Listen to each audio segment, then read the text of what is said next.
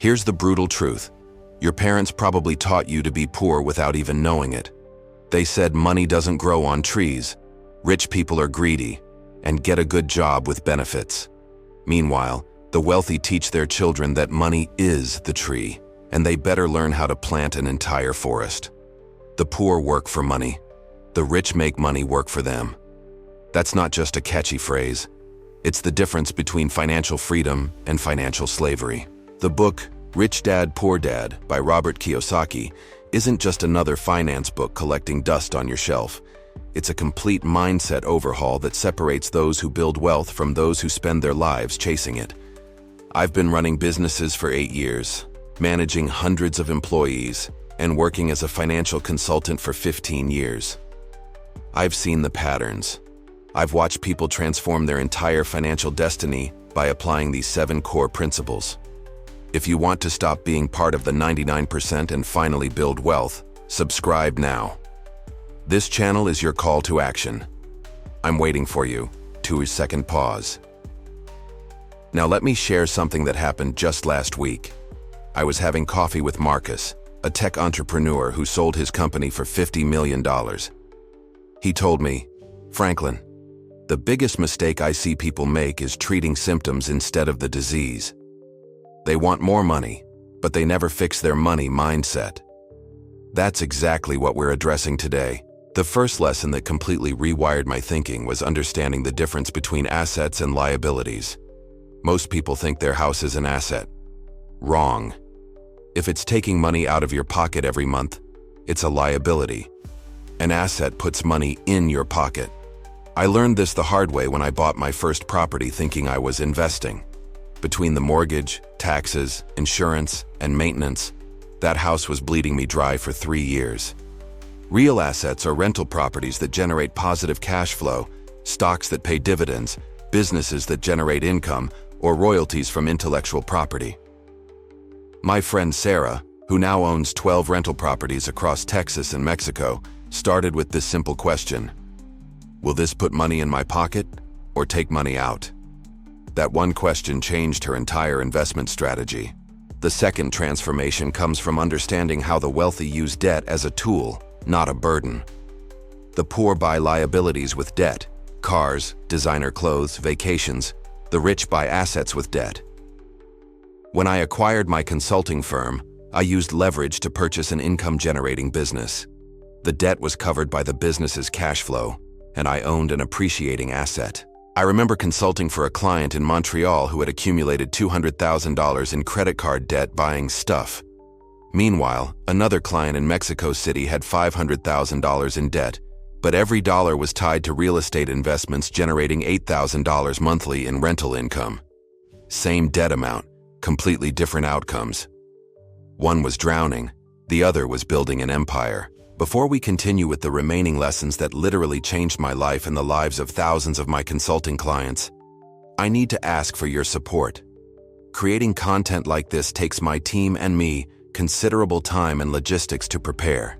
We research, fact-check, and present valuable insights that can change lives forever. If you're finding value in this, please subscribe to encourage our work.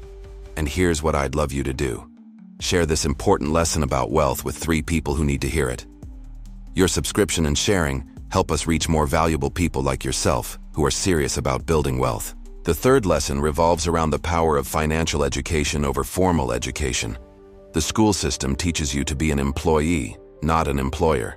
They teach you to balance checkbooks, not build businesses. I've hired Harvard graduates who couldn't read a profit and loss statement, while my most successful business partner dropped out of college and built a $10 million logistics company. Financial education means understanding tax strategies. Warren Buffett's secretary pays a higher tax rate than Warren Buffett. Why? Because employees pay the highest taxes, while business owners and investors have numerous legal tax advantages. When I incorporated my first business, my effective tax rate dropped from 35% to 18% using completely legal strategies. The fourth principle is building passive income streams. Active income means you trade time for money. Stop working. Stop earning. Passive income flows whether you're sleeping, vacationing, or sick. I built my first passive income stream through dividend-paying stocks. Started with $500 monthly investments. Now those dividends cover my mortgage payment. My client, Antonio in France, started with one vending machine. Sounds small, right? That machine generated $300 monthly profit. He reinvested everything, bought more machines, hired someone to manage them. 5 years later, his vending machine empire generates $12,000 monthly passive income. He works 3 days a week because his money works harder than he does. The fifth lesson is understanding the cash flow quadrant. You're either an employee, self-employed business owner, or investor. Employees and self-employed people are trapped in the rat race. They must work to earn.